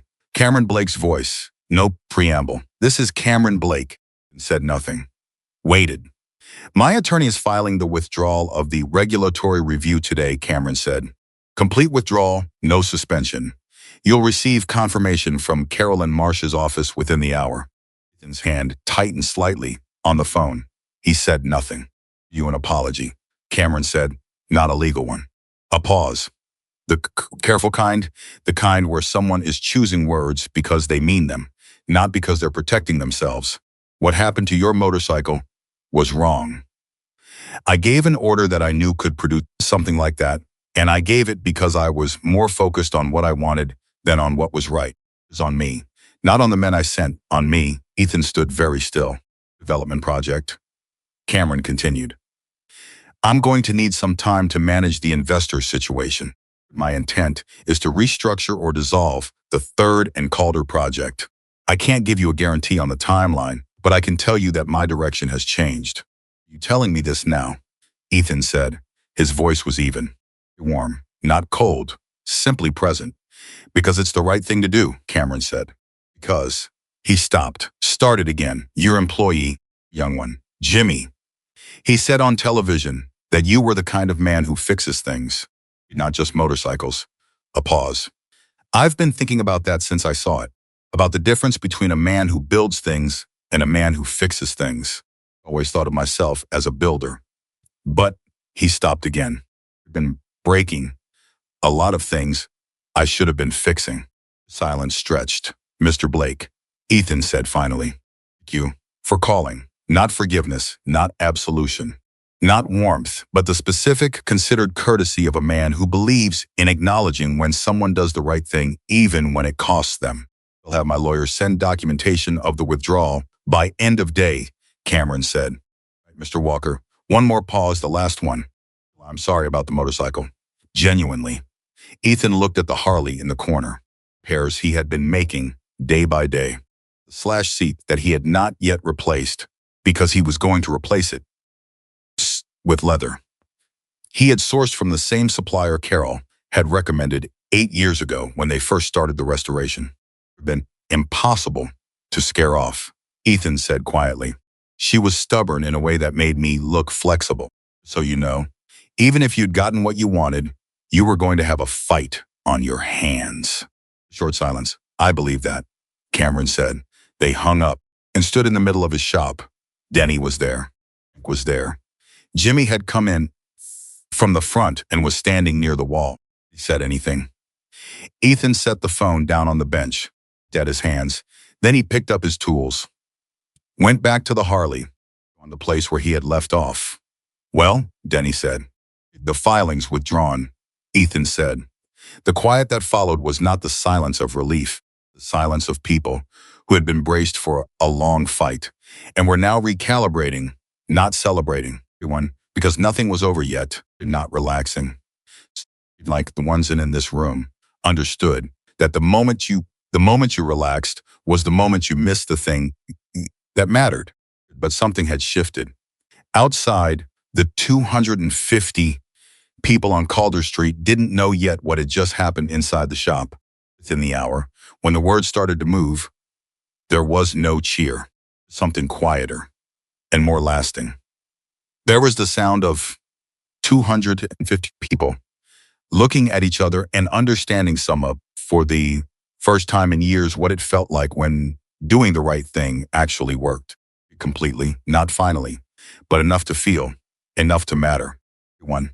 And in the corner of Walker's motorcycle repair, the 1068 Harley Davidson Electra, glide black with silver trim, of work and 1 week of damage. And now weeks of careful restoration, sat waiting for the hands that had always known how to bring broken things back. Withdrawal confirmation arrived at 3:47 in the afternoon. 14 pages of legal language that collapsed down to one essential fact. Cameron Blake was done. Lynn Marsh called Ethan herself to deliver it. She read him the key section in full. Navon's petulant, her voice carrying the particular satisfaction of a lawyer who has won a fight on the merits, which is rarer than people outside the profession tend to imagine. Clean, she said. No conditions, no carve-outs. Regulatory review is gone, and the zoning challenge is gone with it. Also, filed a separate notice withdrawing the Better Business Bureau complaint. Fake customer, Ethan said. The fake customer, she confirmed. Which, for the record, constitutes the paper trail of a fraud claim if you ever want to pursue it. Ethan said. A pause. You sure about that? Sure, he said. It's over. Let it be over. Carolyn was quiet for a moment. Then, Mr. Walker, in 22 years of doing this, I have never had a client who started documenting 3 weeks before they called me. You to know that your file was the cleanest, most complete record of systematic harassment I have ever received. Whoever you were. Before you ran a motorcycle shop, you had good instincts. Good reason, Ethan said. He thanked her. Hung up. Denny was watching him from across the shop. Frank was beside him. Jimmy stood near the bay door, with his arms crossed and his jaw tight, the way young men hold themselves when they're trying to look like they're not about to feel something. Ethan set the phone down. It's over, he said. Jimmy made a sound that wasn't quite a word and turned and walked outside. Ethan let him go. He understood. Sometimes you hold something so tightly for so long that when you can finally let go, you need to do it somewhere nobody can see your face. Denny let out a slow breath. Frank said nothing. He just looked at Ethan with eyes that had seen enough of life to understand, that the moment after a fight is often stranger than the fight itself. It happens now, Denny said. Now I finished the bike, Ethan said. Picked up his tools. What else? The crowd outside didn't disperse all at once. That was one of the things Ethan noticed, and that moved him in the specific way that quiet things move quiet people. They didn't celebrate loudly and leave. They didn't make a production of departing. They stayed the rest of that day and into the evening, talking among themselves, eating from the diner, them helping each other with mechanical things in the way that people who spend their lives with machines will spontaneously fix each other's problems when they have nothing else to do. Spread through the crowd the way it had spread in not fast, not dramatic, but steady and certain. Filing is withdrawn. Blake is done. Walker stays. Came in at 5 to tell Ethan that several of the men were asking if there was anything useful they could do before they started heading home. Ethan thought about it. Tell them to go eat at Margaret Cho's diner, he said. Meals. Leave real tips. She's been holding out against Blake for 2 months. Deserves to see what it looks like when the right people show up. Almost smiled. That's all? That's everything, Ethan said. In 20 minutes, Margaret Cho's diner had a line out the door for the first time in its 40-year history. Herself called the shop at 6:15. She was crying, which she immediately apologized for. Ethan told her not to apologize. And she said, "She's been so scared." Ethan, "You have no idea. You have no reason." And he said, "You think, I have some idea." And she laughed through the crying. The most human sound he had heard in 2 weeks. Appeared at the shop at 7 that evening. He came in through the bay door the way everyone did. And he stood just inside it, and he looked at the shop and at Ethan and at the Harley in the corner. And he said nothing for a moment. In regular clothes, not his work jacket, not the professional armor, and he looked younger without it, and tired in a way that was different from exhaustion. "I'm not here for Cameron," he said. "He doesn't know I'm here." And looked at him. "All right, I wanted to see it," Reed said. He meant the Harley. He looked at it for a long moment. Prepared fairing, the new headlight housing, the work in progress on the seat. How long will it take? To finish. Couple more weeks, Ethan said. The leather has to come from a specific supplier. I'm not rushing it. Reed nodded slowly. He told me, he said, that you said she was stubborn, your wife. Ethan kept working. She was. He told me she would have fought him herself. Reed paused. He said it like he respected it. He should, Ethan said simply. Stood there for another moment. Then he reached into his jacket and pulled out an envelope and set it on the workbench. Explain it. He didn't label it. Ethan looked at it. Didn't touch it. What is that? Ethan said. It's from me, Reed said. From Cameron. Not from the company. From me personally. He swallowed. I know money doesn't fix it. You know, that's not the point.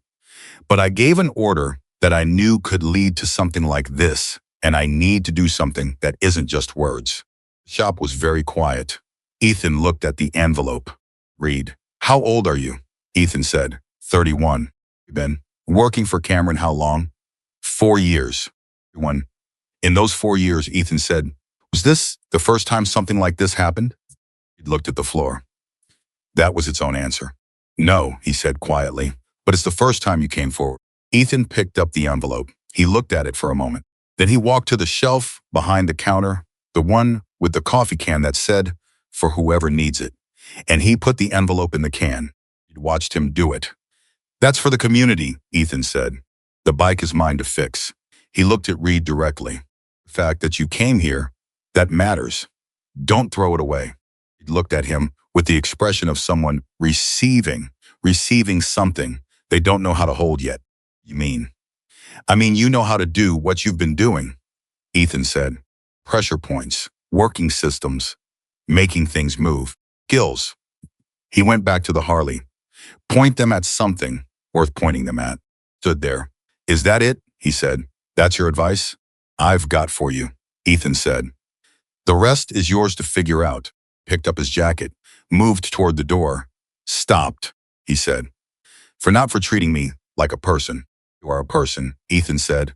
"Act like one consistently and we'll never have a problem." He left.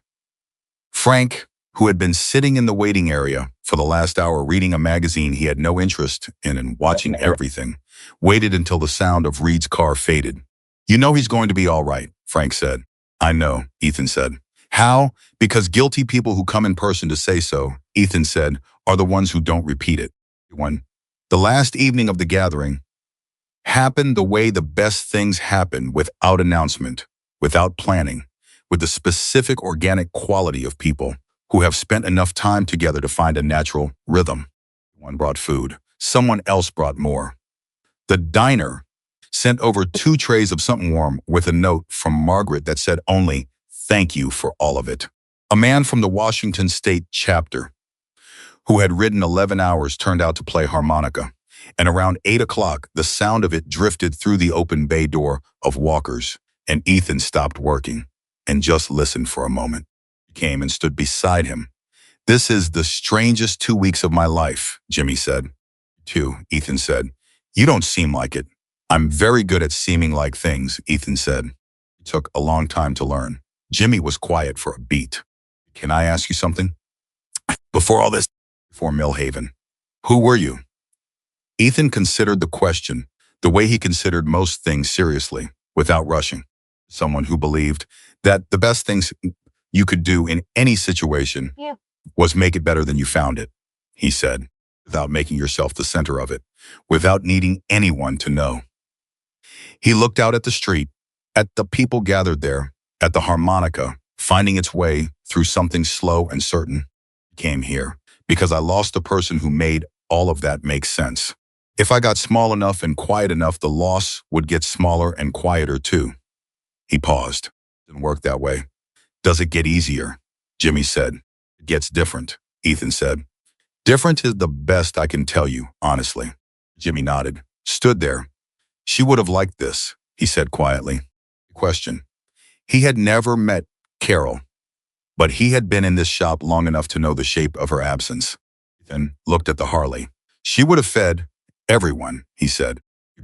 "She would have known all their names by the end of the first night. She would have organized it all and made it look effortless. And then she would have told me it was my doing." He stopped. "She always did that. Gave me credit for things she made possible." Quiet for a moment. "That's who she was," he said. Didn't say anything. Didn't need to. They stood together in the bay door and listened to the harmonica and let the evening be what it was. The morning they left started before sunrise. Ethan was at the shop at 5 as always. The first engine turned over somewhere down Calder Street at 5:20, and then another one. And then the low building roll of many engines finding their rhythm together, and he went to the bay door and stood there with his coffee, leaving the way they had arrived, without ceremony, without announcement, one by one, and then in groups, pulling out into the pre-dawn dark, heading south and east and west, back toward their own lives and their own roads. Stopped in front of the shop as they went, not to talk, not to make a moment of it, just to stop for a second. An engine idling, and look at Ethan standing in the bay door, and nod once and go. Ethan nodded back. Every single time, Hector was near the last to go. He pulled up to the front of the shop and shut his engine off and swung off the bike in that easy, practiced way and walked over and stood in front of Ethan. It's 12 hours from here, he said. I know, Ethan said. Dad lost his place in Texas when I was 15, Hector said. Did you that? You did. I never had the chance to stand outside his place and just be there. He looked at the ground briefly. Back up. So being here for this, it mattered to me. I want you to know that. It wasn't just for you. Ethan looked at him. Ethan said, that's the point. Hector put his hand out. Ethan took it. The handshake lasted exactly as long as it needed to, and not a second longer. He got back on his bike, started it, rode south. He came out of the diner with a to-go cup of coffee, crossed the street and stopped in front of Ethan in the early morning quiet. Isn't sure you'd want me to come over, Frank said. 3 days ago, when I saw the lighter. I'm glad you did, Ethan said, though it started all of this. Frank. Ethan looked at him. This was already started. Cameron Blake started it. The day he walked into my shop. You did, was make sure I didn't face it alone. He paused. Been a long time, thinking that facing things alone was the same as facing things well. It's not. Frank held his coffee cup in both hands. At his old friend across the 20 years of keys in the cold Montana morning. Always said, you were too proud to ask for help, he said. She said it was your only real flaw. She was right about most things, Ethan said. She was right about everything, Frank said. The rest was just her being generous. We both smiled at that.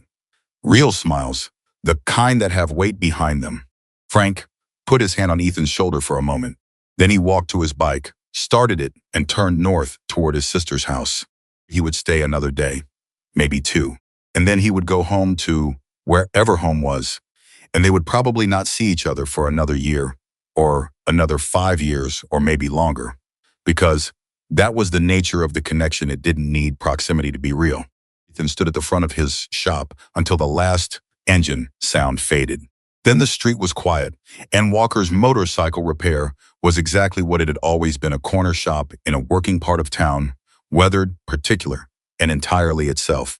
The seat leather arrived on a Thursday, full grain, from a supplier in Billings who had been sourcing from the same tannery in Colorado since 1881.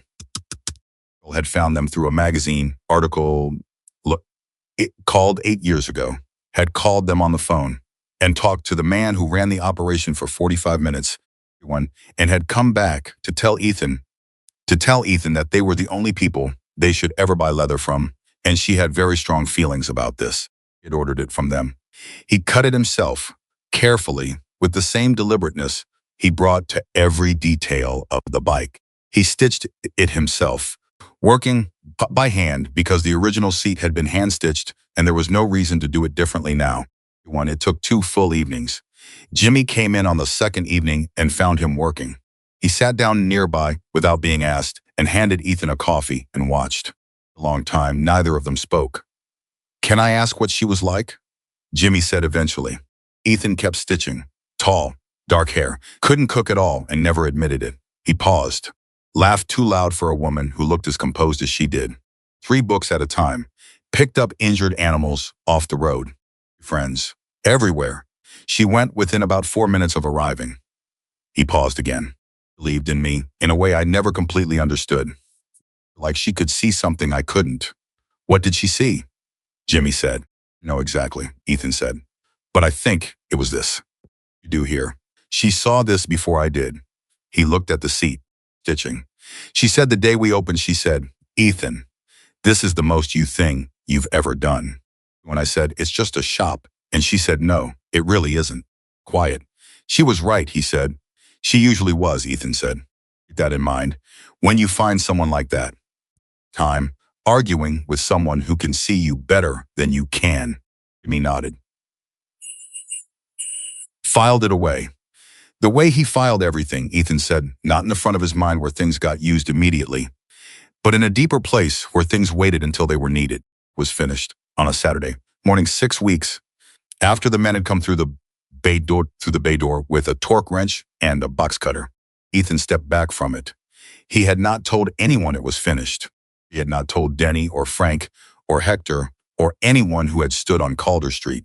He had not told Jimmy, who was in the back room reorganizing parts and didn't know yet. He just stood there, looking at it, The chrome headlight housing caught the light from the bay door and threw it back warm and clean. The seat was smooth, and even the leather the exact shade Carol had found in that magazine article. They had planned together, stitched in the pattern they had planned together at their kitchen table one Sunday morning with coffee and the notes she had written in the margins of the article. Sat right. The engine was clean. Every single piece was where it belonged. It looked like it had never been touched. It looked like it was something that had been destroyed and brought back, and was somehow, because of that, more itself than it had been before. Ethan stood looking at it for a long time. He didn't cry. He wasn't built for it, or he had trained himself out of it, or grief had rerouted itself in him, something that moved differently through his hands. Work. A specific medium of making broken things whole. Had understood that about him. She never waited for him to cry. Just watched his hands and knew. Jimmy appeared in the doorway from the back room. Stopped when he saw the bike, took it in. He didn't say anything for a moment. Ethan, I know, Ethan said. She's perfect, Ethan said. Jimmy walked over slowly, the way you approach something you want to look at carefully. And he stood beside Ethan, and they both looked at the finished Harley. You're going to ride it today, Jimmy said. Ethan looked at his watch, the light coming through the bay door, early morning. Clear, the mountains visible to the north, the kind of October morning Montana occasionally produced as a reminder of why people chose to live there. Lock up when you're done with the Reyes bike, Ethan said. Be back before noon. He put on his jacket, picked up his helmet, wheeled the Electra Glide out through the bay door and onto the street. The engine turned over on the first try, the way it always had, the way he had built it too deep, and even uncertain of a machine that had been made right and maintained right and brought back right. He sat on it for just a moment before he moved, put his hand on the seat, on the stitching, felt the leather Carol had found in a magazine and insisted on. He said quietly, to the bike, to Carol, to whoever was listening in the particular register where the people you've loved and lost tend to reside. We're good. He pulled out onto Calder Street, north.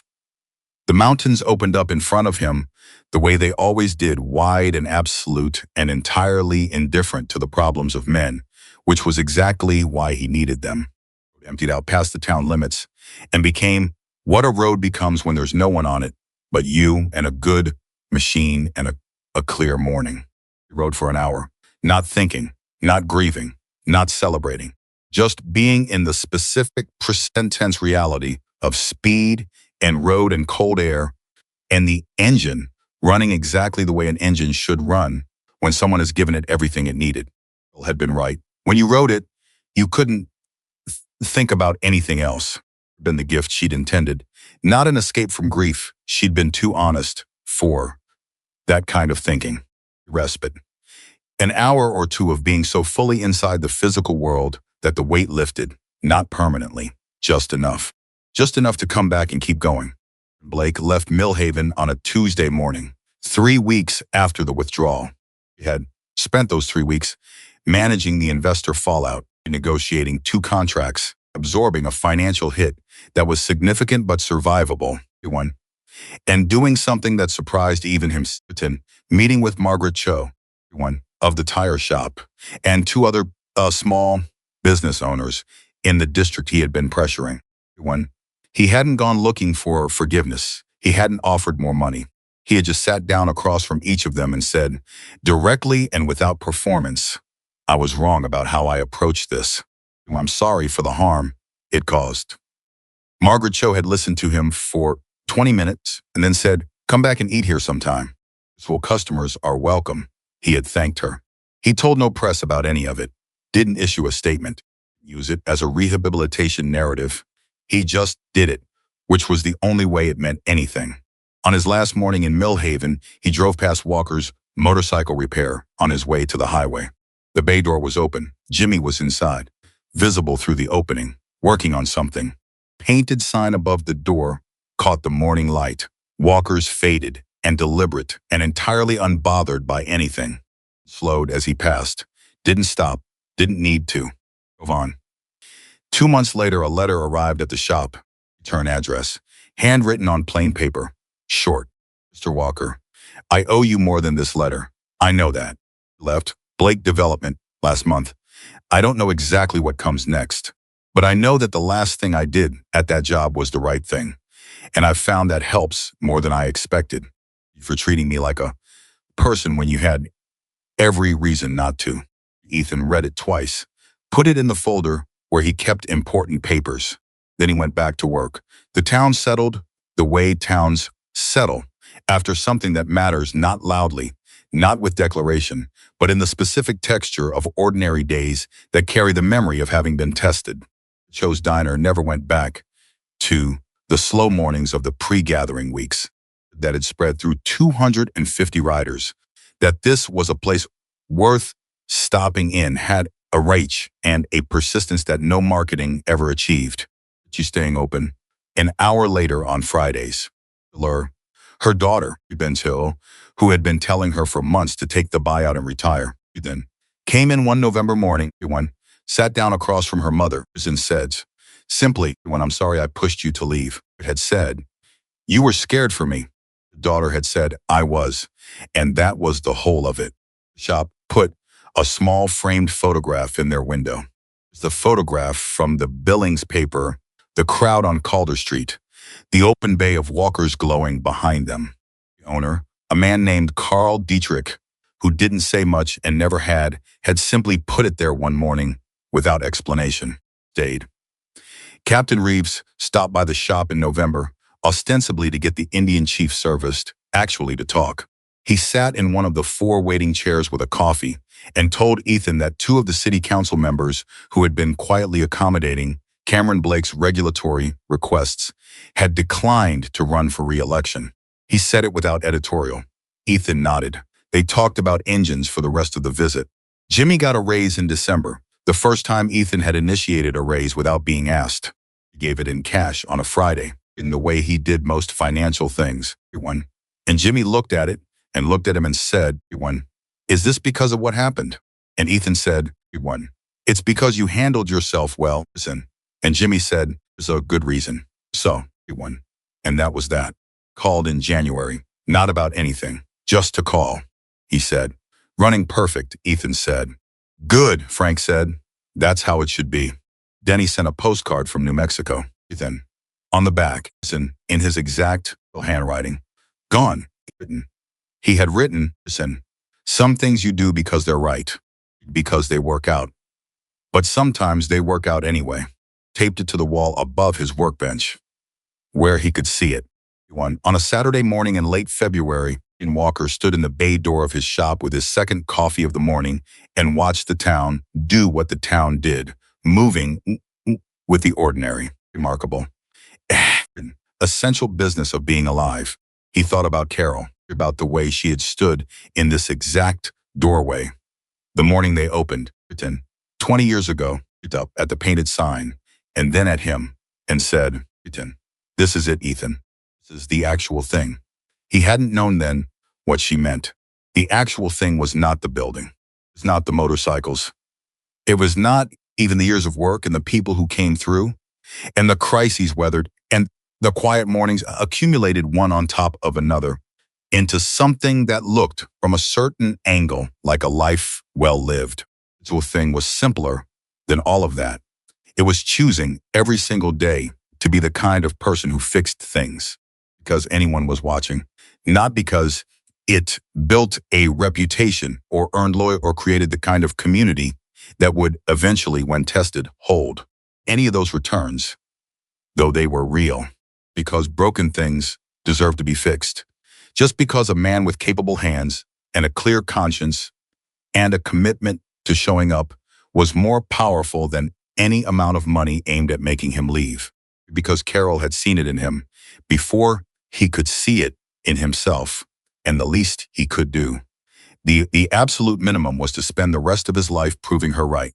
He finished his coffee, went back inside, picked up his tools, got back to work. When the Faust and the 1968 Harley Davidson Electra Glide, black with silver trims, sat in its corner of the shop fully restored. It's alive, fully alive then. Going nowhere, which was the only place it had ever needed to be.